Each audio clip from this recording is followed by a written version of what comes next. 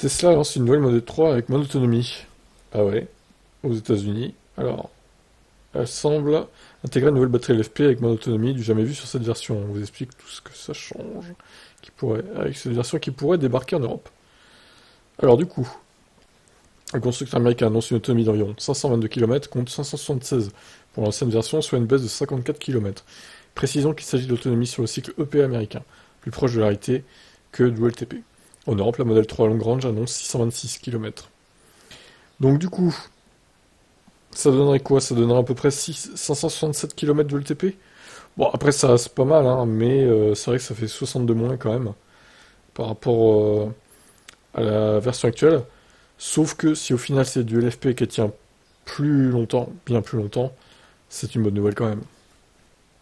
Moi j'aurais bien aimé avoir du LFP sur le Niro, pour le coup, quitte à avoir 20 ou 30 km de moins d'autonomie. Mais bon, je me tape du NMC et NCA encore, comme beaucoup de voitures électriques qui sortent, donc je suis plutôt pro batterie LFP perso.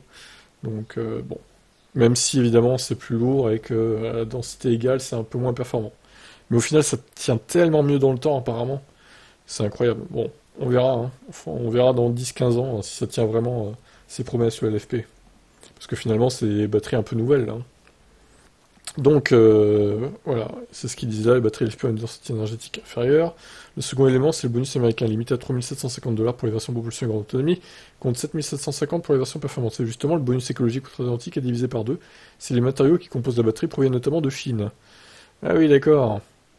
Et le dernier élément de cette information apparaît sur Twitter qui permet d'affirmer que les modèles 3 fabriqués en Chine ont pris la route pour les US. Une fois à la pluie, il est possible que ce soit justement une nouvelle version grande autonomie, ainsi que la version propulsion. Précisons que les batteries LFP ont certains avantages, comme une meilleure durée de vie, ainsi que la capacité d'être chargée régulièrement à 100% sans risque de dégradation. Donc, est-ce que cette nouvelle version va arriver? Écoutez, à voir. Et surtout, à quel prix elle arriverait, quoi? Est-ce que cette version long range qui aurait moins d'autonomie, du coup, pourrait être éligible au bonus de 5000 € en France, par exemple? Ce qui n'est pas le cas pour la version actuelle long range. Mystère. Je vous laisse commenter.